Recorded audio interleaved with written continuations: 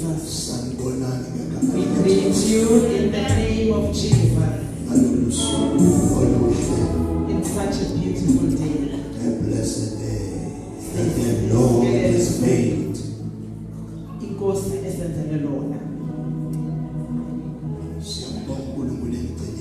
We thank the Lord that He has kept you well. Even in this day of the 50th day. We are still on the mountain. We are here to invite God. We are so hungry for Him. We may not get it all, but we must find God.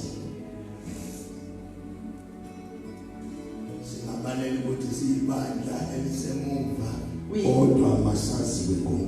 can be counted as the church that is behind, but we must know about God. That is all what I ask for, Savannah. That we need to fight for. We must be known about God. We don't want to be known as the church that has got finances. But we must be known as the church that has got God.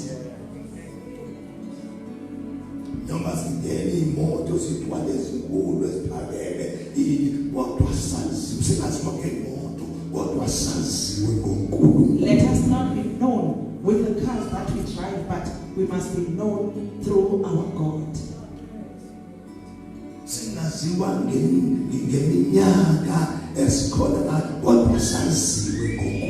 We must be known through our God, not through our age.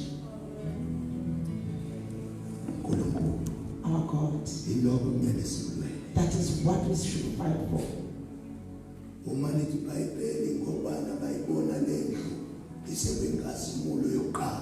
When the Bible says, who are those who saw this house by the time it was still in the first glory?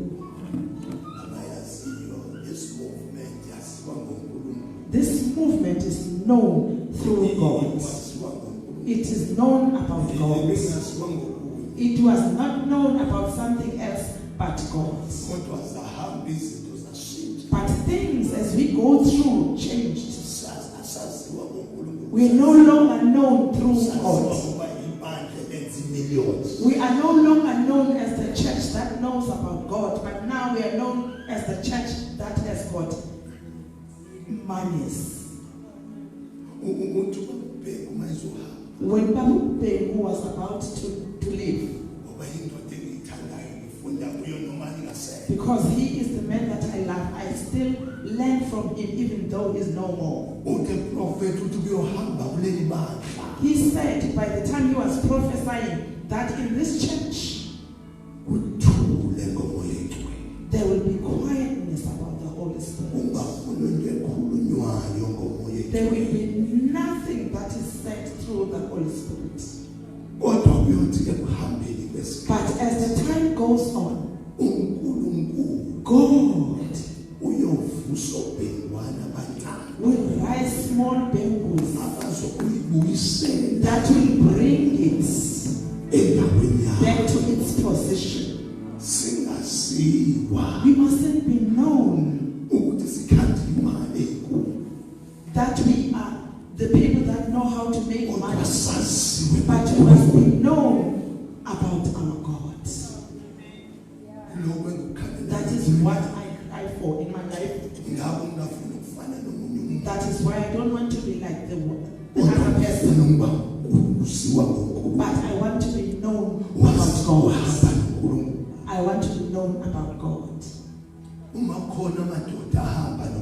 If there were men that walked with God,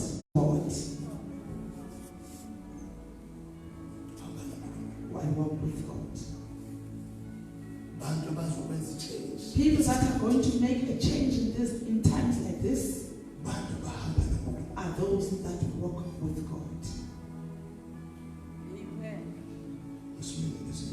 And we stand. And take this prayer item. praying for South Africa.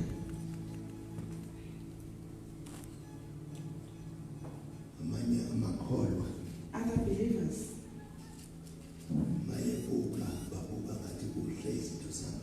when they look at things, they think that things are going well.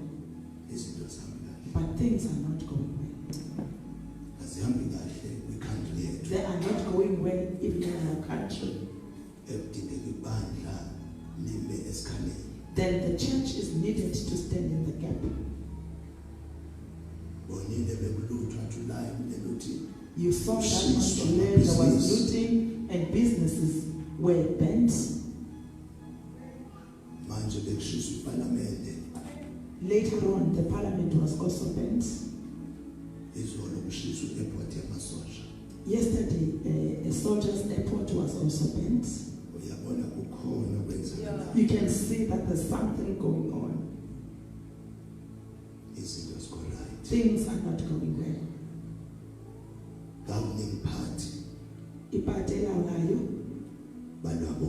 They are fighting alone.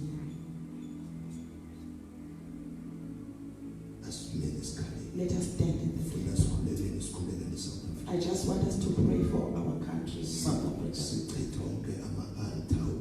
Destroying all the altars of darkness.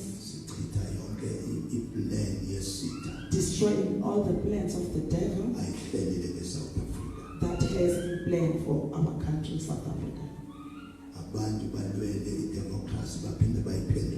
They fought for democracy and now they are against it again. We need to pray that God,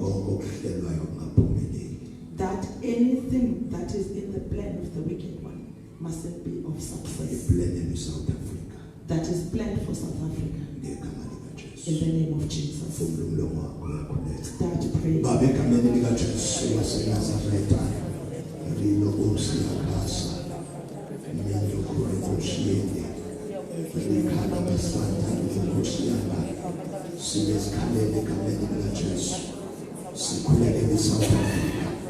South Africa must be saved. South Africa, sibeka kuwe khona. Ngakosina leflame sekhulekela. Sikhulekela South Africa kanye kaJesu.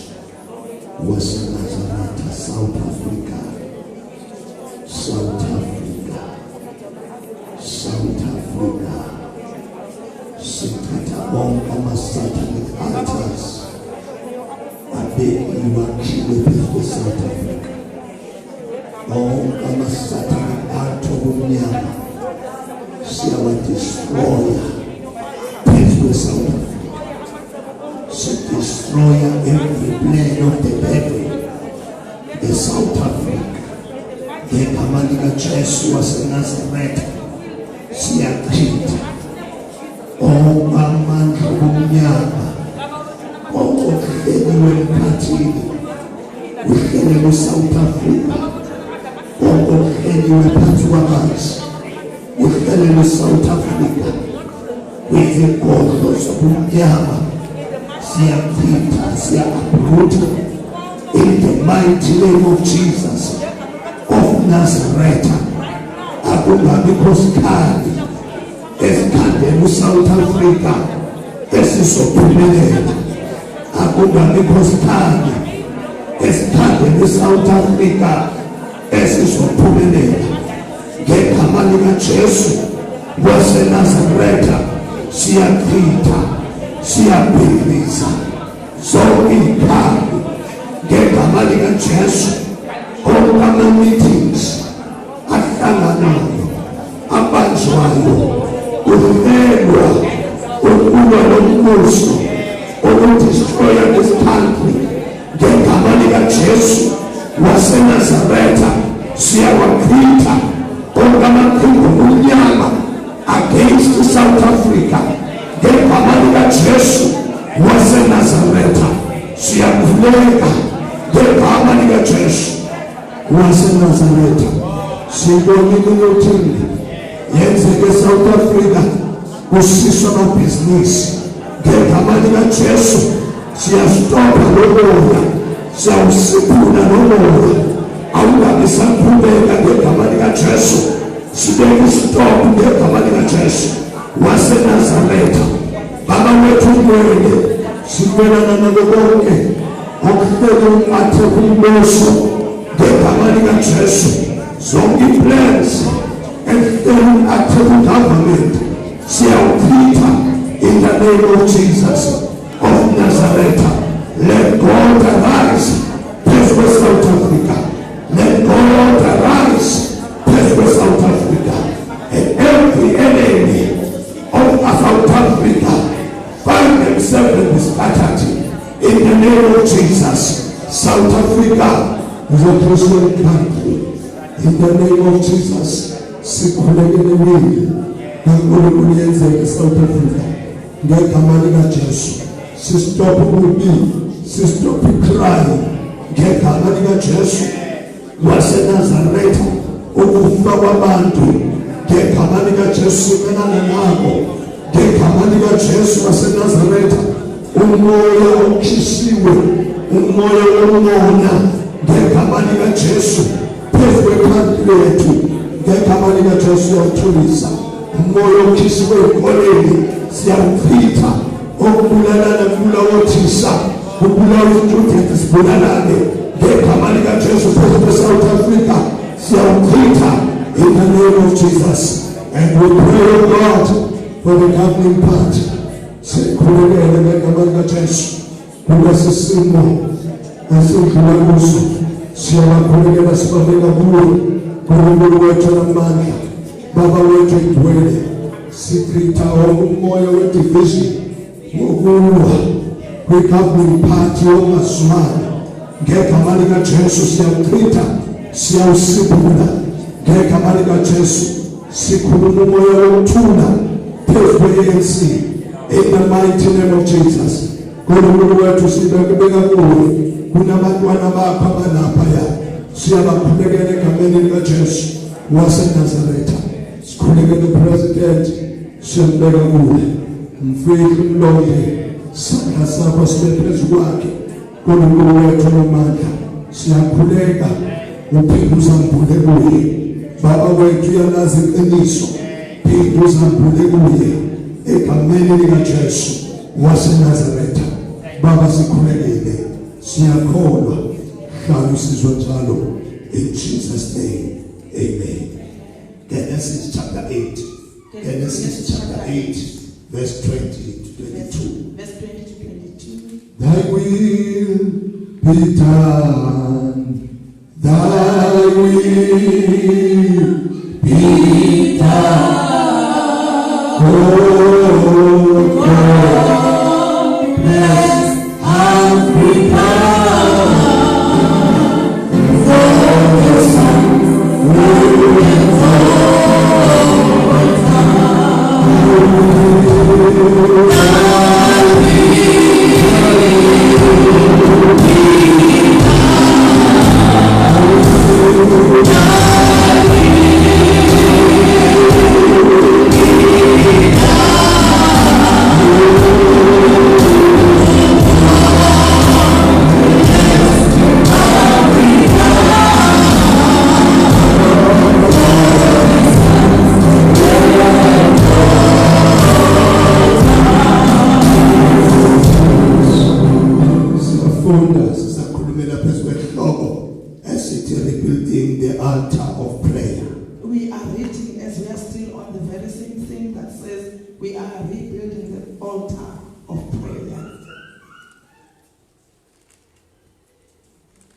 verse 20.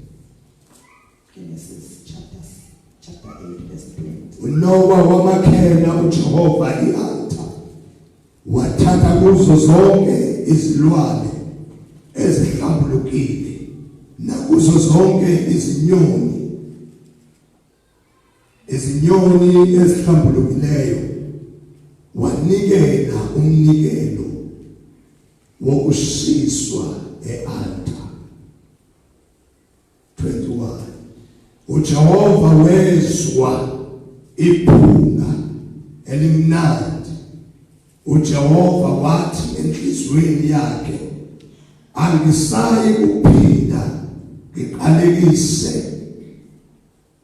umhlaba ngenxa yabantu ngokuba imicabango yomuntu mibi kwasebusheni bakhe angisayi kuphinda ngiphuphise konke okuphilayo njengalokho ngenzile umhlaba usekhona ukutshala nokuvuna amakhaza nokufudumala ihlobo nobusika imini nobusuku akuyi kunqamuka thina wesilisa. English.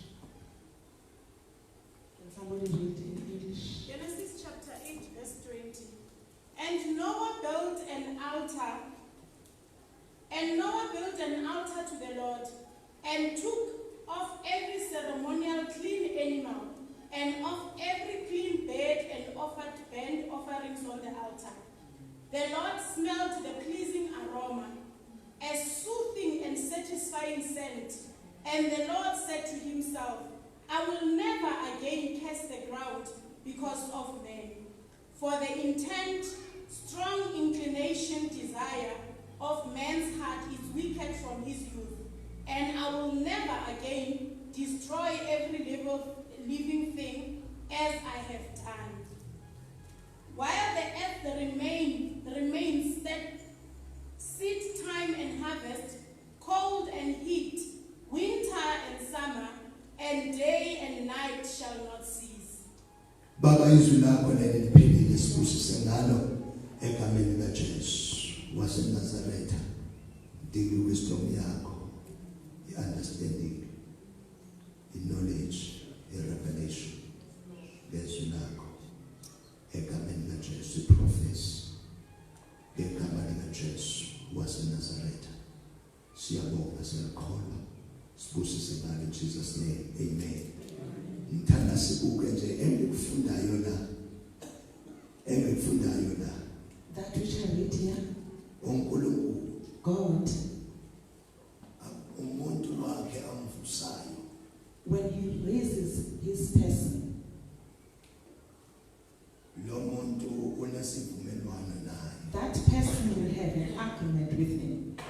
and umbone masekwenzekile amisa ialtar. Then you will see that person building an altar. Stay altar indawo yokuhlangana komuntu noNkulunkulu. We said an altar is a place where a person and God meet. Indawo yesacrifice. It is a place of a sacrifice. Indawo yokuzinikela. It is a place where sizinikela khona. So ilama altar ke ahlukile ke khona likaNkulunkulu. These altars are different. Wekhona ke awabantu. There are people's altars as well. Abo uNkulunkulu babo. Those are their gods. Uthi uNkulunkulu ungabi nayo umunye uNkulunkulu ngaphandle. God said, have no other God except for him. Ngoba nginguNkulunkulu onesikhwele. Because I am a jealous God. Uyabonga sisindisiwe singamakholwa. You know, when we are born again and believers, uNkulunkulu unesikhwele ngathi. God has got jealousy uNkulunkulu about us. unesikhwele ngebandla. He has got jealousy about the church. He doesn't want anything to do against us as a church. So sibona la evusa Noah. Here we see God raising Noah Wesikhathi ebephila kuso. by the time they were living, Lapha abantu bebengenandaba naNkulunkulu. where people didn't care about God. Sengithatha leso sikhathi sikaNoah nalesi esiphila I'm kuso. taking the times of Noah and the one that we are living in. Leso sikhathi sikaNoah siyafana The nalesi. times of Noah are the same as this one that we are Phile living. kwisikhathi abantu bengenandaba naNkulunkulu. We lived in times where people don't care about God. Abantu bengenamfuno uNkulunkulu. They don't want God. Abantu bebusy. People are busy with their things. Busy into zabo. They are busy with their things. uNkulunkulu bembekelele eceleni. Then they put God aside. Ilesi sikhathi siphila That kuso. is the time, this is the time that we are living. We are living in times where people care nothing about God. We're living in times where people are busy with their things. We're living in times where people just take care of themselves. They don't care about any other one. We're living in times where there is no humanity anymore. We're living in times where people are very angry.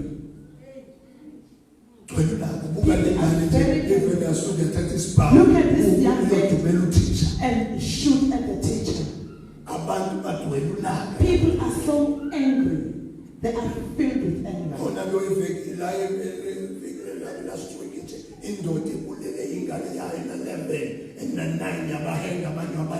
Last week there was a man who killed his children. We're living in times where people are so filled with anger.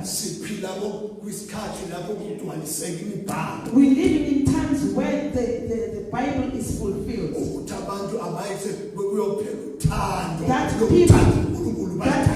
That people won't have love for God, but they will love themselves. That is why you see them on stadiums in the places where they enjoy themselves. In London, the places where they used to worship God in are closed. Because we are living in times where the scriptures are fulfilled. People love themselves. They don't love God anymore. People take care of themselves. We are living in such times. We are in that time. Then Noah was raised by God. By the time people were busy with their things, the very same spirit, the world is busy.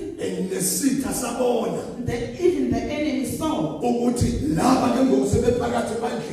even those that are in the house of the Lord, those who serve God, how am I going to deal with them? Because I said we are faced with such a clever person who's filled with all types of tricks, who is in business. He is in business. And to serious He is serious about his business. He is not playing. There is no demon that is none that is all of them are released. Because he knows the times. The time, he knows that the time is now finished. He is busy outside there. Even in the house of the Lord. That how am I going to deal with them?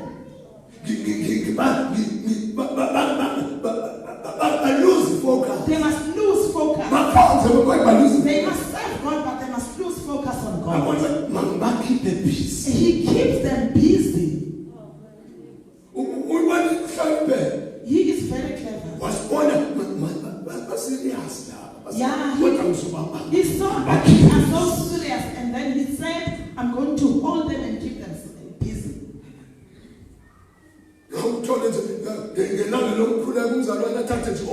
You find a brother, and on a day when we're supposed to be here to pray, a brother and is just seated at home. And then on Sunday he comes and by the time he was supposed to come to church, he will be held back by the visitors at home. He keeps us busy. He says we must even go for funerals on Sundays. He keeps us busy. They were busy in times of Noah.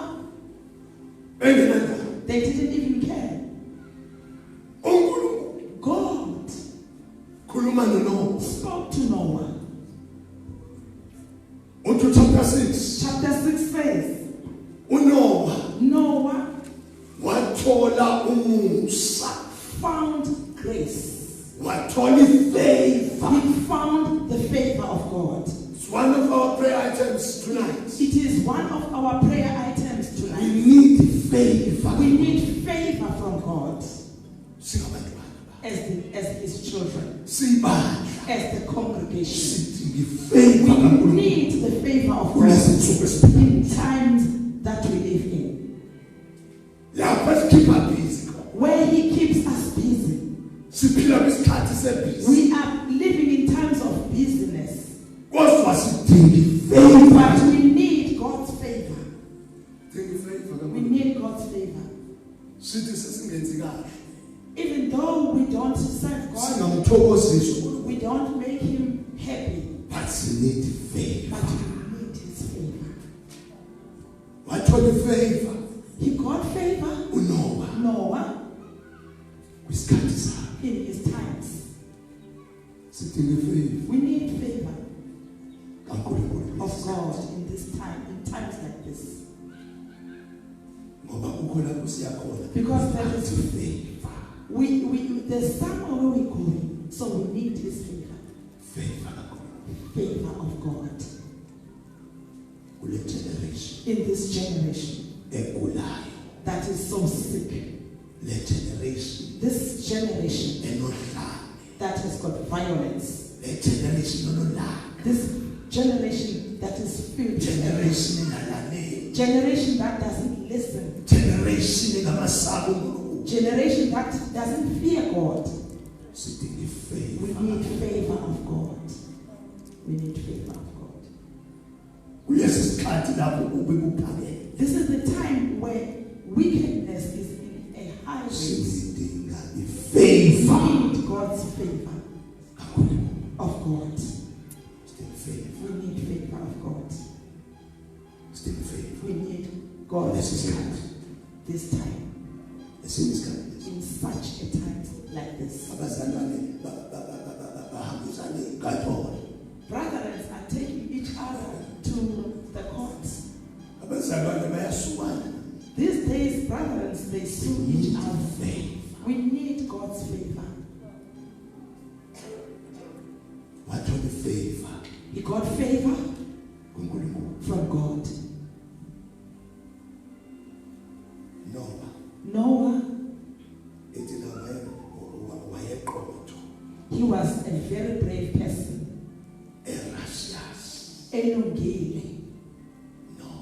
Noah. We need that kind. When God looks at him and be consumed by his bravery, by your bravery, your righteousness. For the favor of God to come upon him, he saw his righteousness from Noah.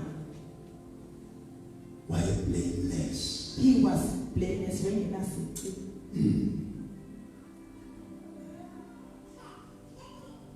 Noah. That is Noah.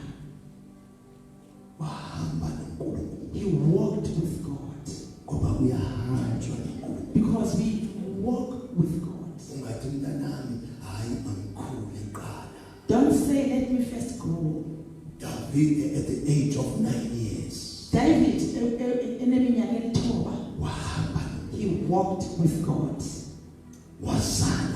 He knew God. He had a communion between him and God. There is no age limit.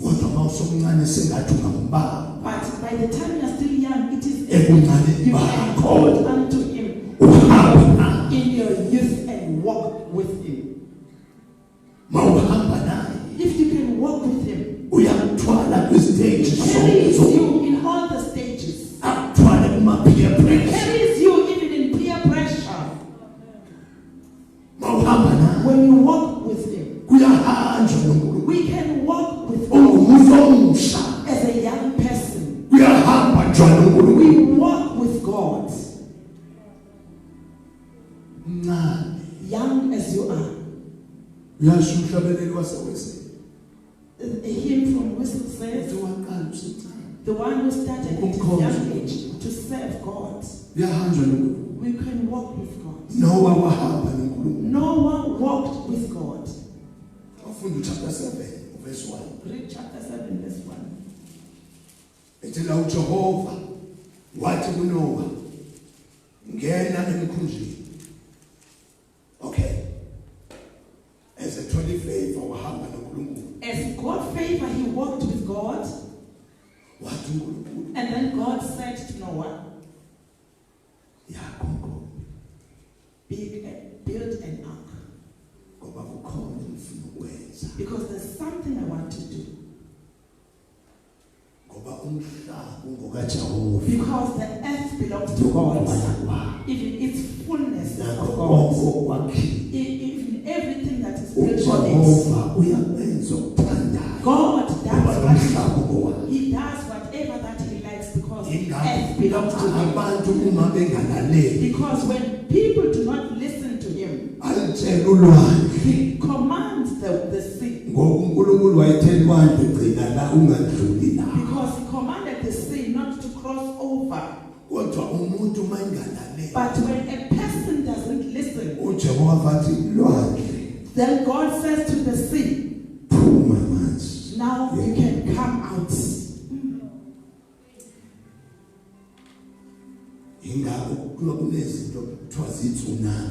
There are things like tsunami. Because God, when people do not want to listen to Him, even in the Old Testament, He was known as God who punishes. Even in these times, He still does that. Let the church of today not forget that. The very same God who punished a long time ago is still the same even today. Then He commanded the waters. Instead of them being collected together in the sea, here are those who don't listen. Just come out, go and attack. The generation of Noah, they didn't listen to God. They didn't even have time for God. And then God said to Noah, build an ark. There's something I want to do. And Noah started to build. Building the ark. People, they didn't even care about it. They were busy with their things. So mtshela ukuthi Sunday engafani neminye usuku. Even if you tell the person that let Sunday be not like any other day. Sunday kaphuma endlini kaJehova. On Sunday, please come to the house of the Lord. People don't even care. They are busy with their things. Noah continued building. People, they continued being busy with their things. Different kinds. They were busy with their things. Others were building altars. They said, let us go back. We are Africans. Let us go back to the roots. Let us not leave alone the things that belong to us. By that time, Noah was busy building the ark. You just confuse a license. That is one other thing that the enemy confuses us. What is so called? Yes, you are a believer. It reminds you of who you are. Africa. You are an African. You cannot live without doing. You must get rid of your ancestors. We're getting confused. You are just in between, holding this side and this other side. You've got this altar of your ancestors.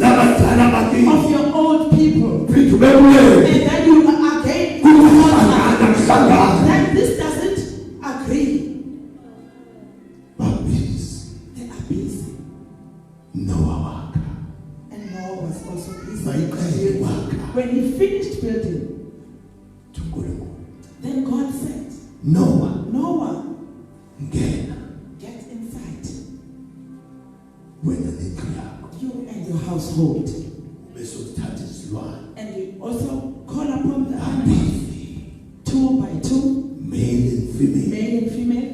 Singing. They must just get into the boat. People, they were busy with their things. They couldn't even see that the ark was finished. They don't know the times. As they were entering into the boat, they don't even care. No one came closer. But we thank God because in His time, if things don't go well, God was already. He has got His own plan. Did you hear that brother? The Lord directed him or her to come and be in here. Because even if things don't go well, but the grace of God is still available. Even if things can go bad in South Africa, the grace of the Lord is still available. It is still available. Brothers, it is still available, saints. It is still available, saints. But there will be a time that this grace will no longer be there. There comes that time when we enter. When they entered into the ark, people couldn't see. They were busy with their things. It is as if I can ask, what is it that we are busy with, church? What is it that we are busy with? Jesus was found. When they looked for this, he was amongst the priests. When they asked where he is, then he said, why do you look for me? Because I am in God's business. I am in my Father's business. What is it that you are busy with? What is it that you are busy with? Then they entered. As they have entered, the door was closed. That is the grace. Their time was just finished. It passed by. The door was closed. And then the floods came. They didn't even care. But as the time goes on, they saw that the rain is not coming to an end.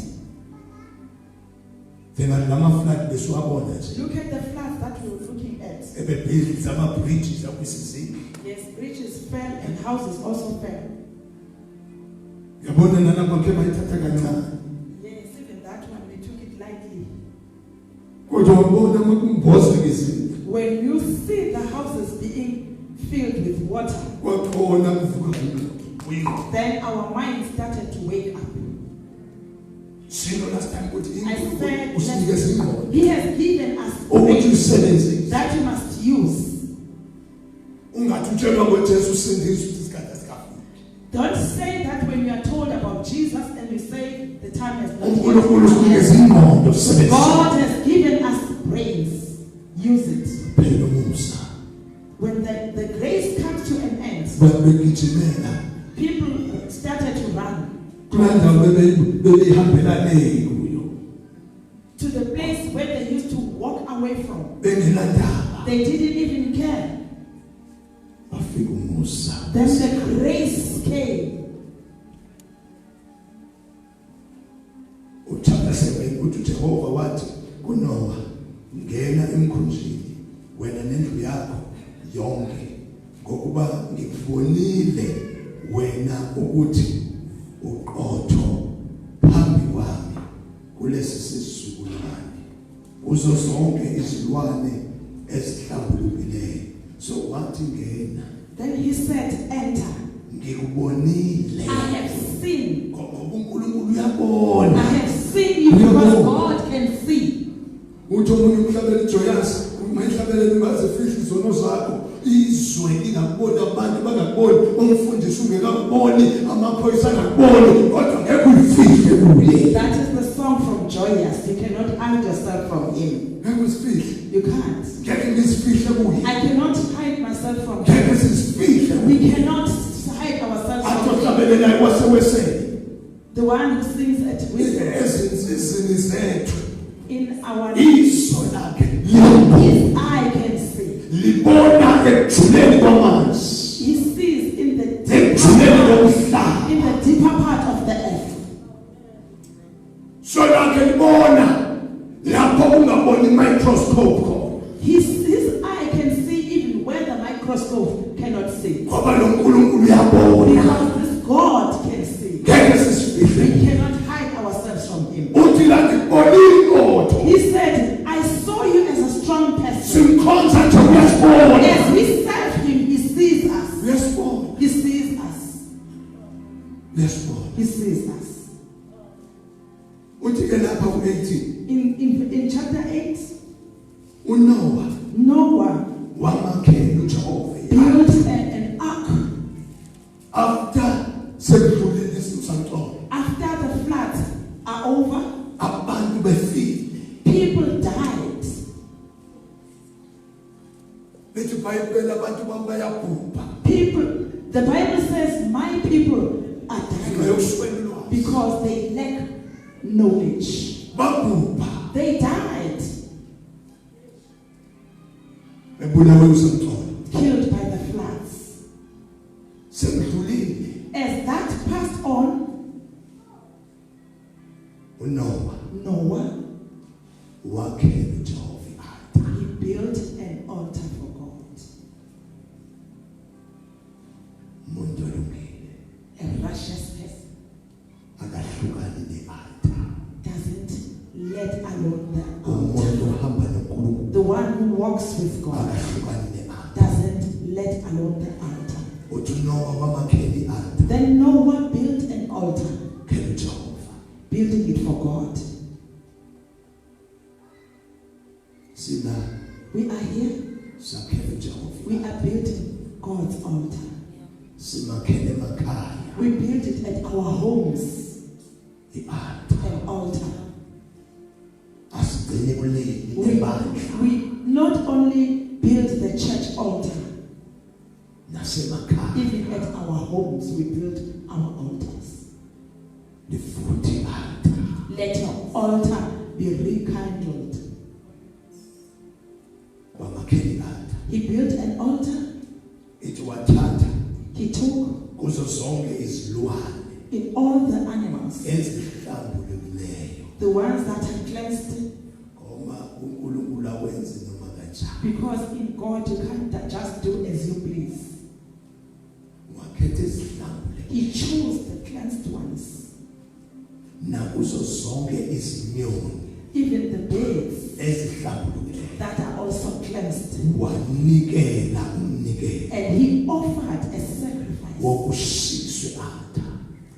by burning the altar. Ngoba kwi-altar Because in the altar kumele kube there nomhlatshelo. should be an offering. Kwi-altar In an altar kumele kube there nomhlatshelo. should be an offering. Uthi selakhile After he has built the altar, wayobheka ezilwaneni he went and checked on the animals, ezihlambulukileyo the ones that are cleansed. wayithatha He took them, wayihlaba he slaughtered them wasibeka kwi-altar, and he placed them upon the altar. wanikela He made an offering. umnikelo An offering. wokushiswa e-altar. Nikela umnikelo wokushiswa e-altar. Or he gave an offering of the burnt altar. uJehova 21 uJehova wezwa uJehova God, ngoba asikhonzi ibhali, because we don't serve Baal, asikhonzi iBuddha, we don't serve asikhonzi Buddha, Asteroid, we don't serve Ashtoreth. sikhonza uNkulunkulu ophilayo, Serve a living God, uNkulunkulu owenzile izulu the nomhlaba. one who created earth and heavens. wezwa Wait, ngoba uyezwa, because he hears. uyezwa He hears. silale As ekhaya we are in this mountain, asizalwa kuNkulunkulu ongezwa, we are not here to serve God who can't hear. asizalwa kuNkulunkulu wesikhulu, We are not here to serve sizalwa God who kuNkulunkulu can't ozwayo. hear. We're here to serve God who hears. uJehova And wezwa God hates iphunga the smell elimnandi. that was so nice in his nose. uJehova wathi Then God said enhliziyweni yakhe, in his heart,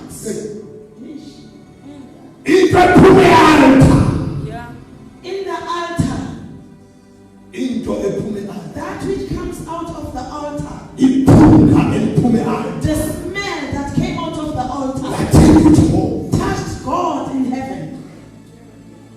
wezwa iphunga, We smelled the smell. into ephume e-altar. We smelled the smell from the altar. Ngoba seyisinqumo uJehova, And then he muted himself. wathi enhliziyweni yami He said in his heart, angisayi kuphinda I will never again ngiqalekise umhlaba curse the earth ngenxa yabantu. because of human beings. Ngoba imicabango yomuntu mina Because the thoughts of the human beings are so bad. kasebusheni, Even in his youth, angisayi kuphinda I will never again ngibhubhise konke. destroy everything. Iphunga The smell eliphume e-altar that came out of the altar lathinta uJehova, touched God, lafika kuJehova, reached God, wezwa uJehova. and he heard.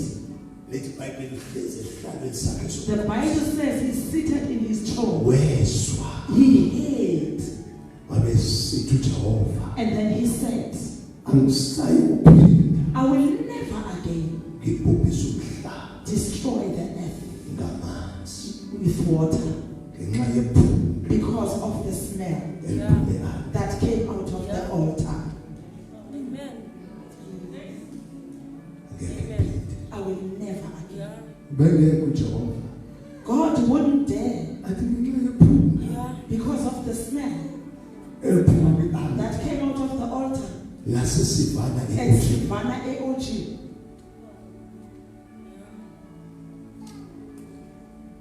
Singefa As I'm closing, sisentabeni we are in the mountain. siyehla Sunday.